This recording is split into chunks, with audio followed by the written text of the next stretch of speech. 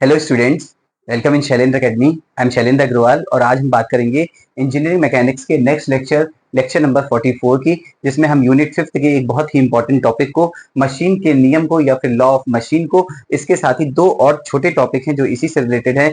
एक है अधिकतम यांत्रिक लाभ यानी मैक्सिमम मैकेनिकल एडवांटेज और एक है अधिकतम दक्षता यानी मैक्सिमम एफिशिएंसी को कवर करेंगे। ये वीडियो लेक्चर 5th यूनिट के लिए और एग्जाम्स के लिए बहुत ही इंपॉर्टेंट थी, क्योंकि अगर हम देखें मशीन का नियम 2018 में, 2019 में, 2024 में आया हुआ है। इसी तरीके से जो नेक्स्ट टू टॉपिक्स हैं वो भी कभी ना कभी एग्जाम्स में किसी न किसी बोर्ड में आए हुए हैं, तो हम इन क्वेश्चंस को बहुत ध्यान से पढ़ें।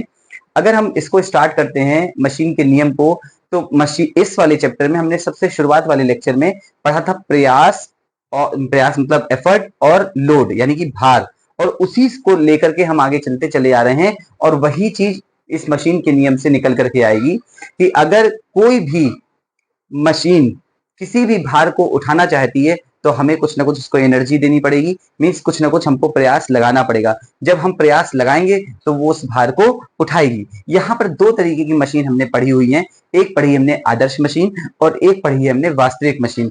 अगर हम आदर्श मशीन की बात करते हैं तो आदर्श मशीन एक आइडियल मशीन होती है जिसमें फ्रिक्शन नहीं होता है, यानी कि उस मशीन में अगर हम फोर्स लगाते हैं तो वो बॉडी को तुरंत उठा लेगा, मीन्स हमने फोर्स लगाया, भार उठ गया। लेकिन रियल लाइफ में यानी वास्तविक मशीन में अगर हम बात करें तो हम बहुत जगह पे हमने क्रेन को देखा होगा, और क्रेन से जब कोई भार उठाया जाता है तो पहले उस भार को संतुलित करके पूरा उसका खिंचाव किया जाता है, तनाव किया जाता है, फिर धीरे धीरे धीरे धीरे उठाने के लिए बल लगाना शुरू कर दिया जाता है, लेकिन बॉडी उठती नहीं है। फिर जब बल की मात्रा ज्यादा हो जाती है तब वो बॉडी उठना आरंभ करती है। जैसे मान लीजिए कि अभी आप कहीं पर भी इस वीडियो को देख रहे हैं, अगर अपने रूम में, तो रूम में बक्सा लगा होगा। अगर आपसे कोई कहे कि उस बक्से को खिसकाइए तो आपको खिसकाने के लिए बल लगाना पड़ेगा क्या? तुरंत अगर आपने कम बल लगाया तो बक्सा नहीं खिसकेगा, तब आप और ज्यादा बल लगाएंगे। यानी कोई ऐसी चीज है जो उसका प्रतिरोध कर रही है, दैट इज कॉल्ड द घर्षण, जिसको हमने पढ़ा था अभी। और इसी घर्षण की बल की वजह से हमको पहले कुछ न्यूनतम बल लगाना पड़ेगा, जिससे उस घर्षण को खत्म करके फिर बल की वैल्यू बढ़ाते जाएंगे तो वस्तु खिसकना आरंभ कर देगी। ये है वास्तविक मशीन। इसी तरह वास्तविक मशीन में जब कोई भार उठाया जाता है तो उस भार को उठाने से पहले घर्षण लगता है, तो उस घर्षण की वजह से हम बोलते हैं कि वो मशीन वास्तविक मशीन होगी, और जब घर्षण नहीं होगा तो उस मशीन को हम आदर्श मशीन या फिर आइडियल मशीन बोलेंगे। अब अगर हम बात करते हैं मशीन के नियम के बारे में तो दो पॉइंट क्लियर रखने हैं। आदर्श मशीन में अगर आप भार लगाते हैं, अगर आप प्रयास लगाते हैं, तो आप जो लोड होगा, जो उठाना होगा मशीन को, वो उठता चला जाएगा, इसलिए ग्राफ ऐसा आया है।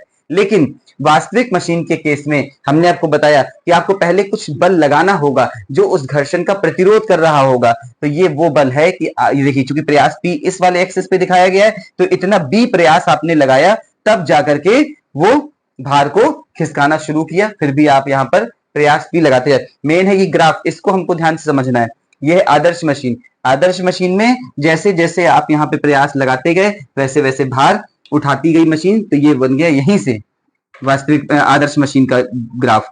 लेकिन अगर हम वास्तविक मशीन की बात करें तो वास्तविक मशीन में हमको कुछ ना कुछ प्रयास पहले से लगाना पड़ेगा जो उस मशीन के घर्षण प्रतिरोध को घर्षण को कम करेगा। तो यहां से हमने ये लगाया प्रयास B, और फिर इसके बाद फिर हमने और प्रयास लगाया, तब ये मशीन में जो भार था वो उठाना शुरू हुआ, तो ये एक ग्राफ बना।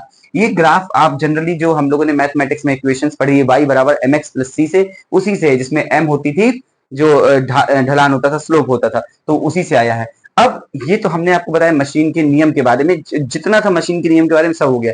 लेकिन अगर एग्जाम में आता तो हमको क्या लिखना है, इसको हम स्पष्ट रूप से यहाँ देखें।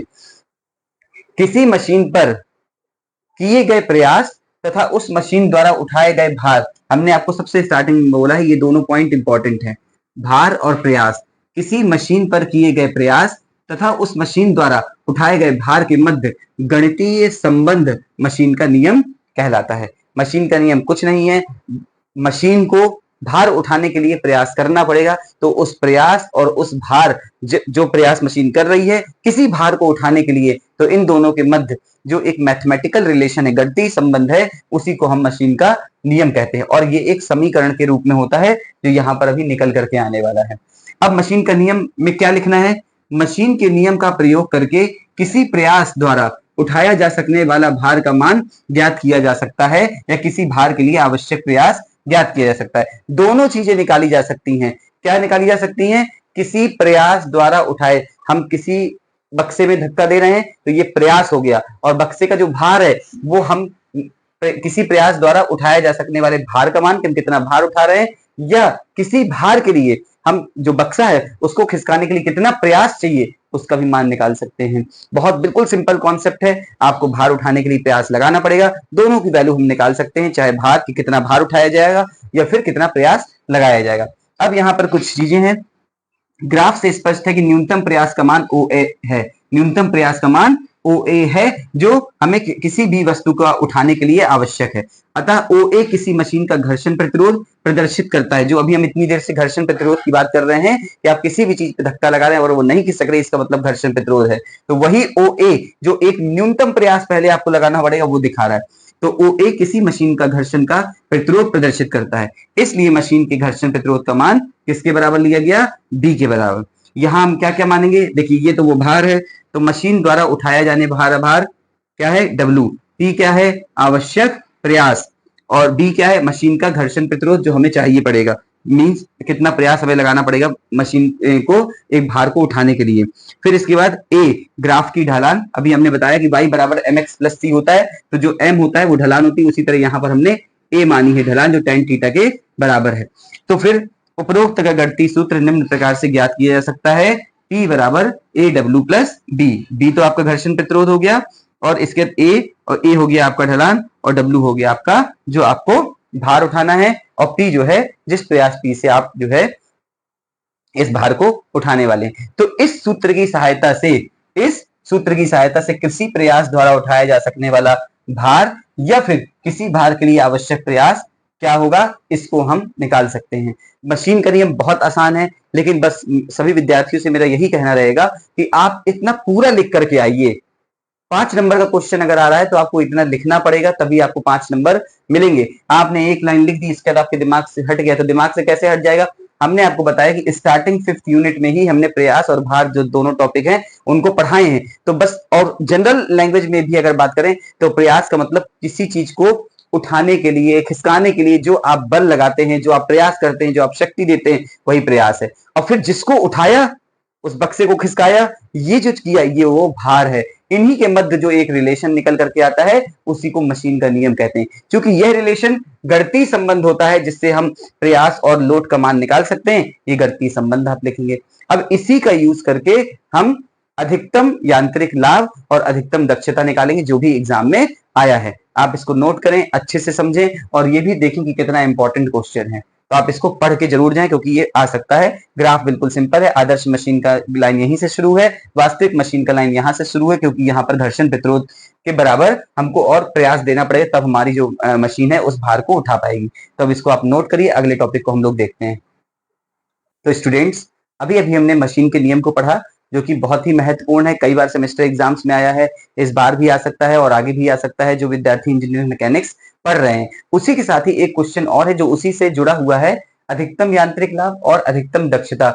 बीटीयूपी में 2022 में ये दोनों क्वेश्चन एक साथ आए हुए हैं कि अधिकतम यांत्रिक लाभ और अधिकतम दक्षता को समझाइए। तो अगर हमें अधिकतम यांत्रिक लाभ निकालना है तो हमें यांत्रिक लाभ पता होना चाहिए। तो अगर हम यांत्रिक लाभ, जो हमने पहले लेक्चर में इसके पहले पढ़ा है, यांत्रिक लाभ क्या होता है, भार अपॉन प्रयास। भार को हम लोग W से डिनोट करते हैं और प्रयास को P से।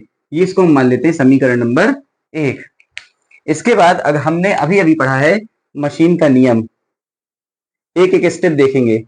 मशीन के नियम से ने क्या पढ़ा है, P बराबर A W प्लस B, इसको हमने माना समीकरण नंबर 2।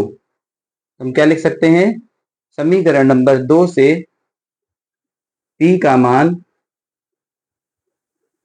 समीकरण नंबर 1 में रखने पर, 1 में यांत्रिक लाभ को हम MA से लिखते हैं, तो MA हमने लिखा। समीकरण नंबर 1 में यांत्रिक लाभ को MA से लिखते हैं, तो MA बराबर क्या लिखा हमने, W अपॉन P। बिल्कुल क्लियर, एक एक स्टेप देखिए। MA बराबर W को एज इट इज लिख दिया, P क्या है, P बराबर है AW प्लस B। अब अगर हम ऊपर और नीचे दोनों तरफ इक्वेशन में W से डिवाइड कर दे, मीन्स ऊपर भी W से, अंश में भी W से और हर में भी W से, तो कहीं कोई फर्क नहीं पड़ेगा। तो A W plus B upon W बराबर क्या लिख रहे हैं, एम ए बराबर, यहाँ कटेगा W से W 1 बचेगा और यहाँ पर आ जाएगा A plus B upon W. Clear. अब यहां से ही इंपॉर्टेंट है, मैकेनिकल एडवांटेज यानी यांत्रिक लाभ निकल करके आया 1 upon A plus B W. हम क्या, हमारी हेडिंग है अधिकतम यांत्रिक लाभ। इसकी वैल्यू अधिकतम कब हो सकती है, जब इसका मान न्यूनतम हो, और इसका मान न्यूनतम होने के लिए जो ये टर्म है बी अपॉन डब्ल्यू, उसमें डब्ल्यू का मान जितना ज्यादा आ जाएगा, क्योंकि बटे में ये संख्या लिखी है, जितना ज्यादा होता जाएगा बी अपॉन डब्ल्यू का मान 0 यानी लगभग शून्य की तरफ बढ़ता जाएगा। तो जब ये शून्य की तरफ आ जाएगा तो ये मैकेनिकल एडवांटेज मैक्सिमम हो जाएगा। तो अधिकतम, ये हम लिखेंगे अधिकतम यांत्रिक लाभ के लिए B अपॉन डब्ल्यू का मान लगभग शून्य होगा। और ये शून्य कब होगा, जब W का मान अधिकतम होगा। तो हम इसको शून्य कर देते हैं, तो मैकेनिकल एडवांटेज बराबर 1 अपॉन ए प्लस 0 आया, या इसी को हम, ये अब यहां से आ जाएगा मैक्सिमम, या हम लिखें मैकेनिकल एडवांटेज मैक्सिमम बराबर 1 अपॉन ए। ये हुआ अधिकतम यांत्रिक लाभ का फॉर्मूला, और इस तरीके से बिल्कुल सिंपल स्टेप से हम यहां तक पहुंच गए कि अधिकतम यांत्रिक लाभ क्या होगा।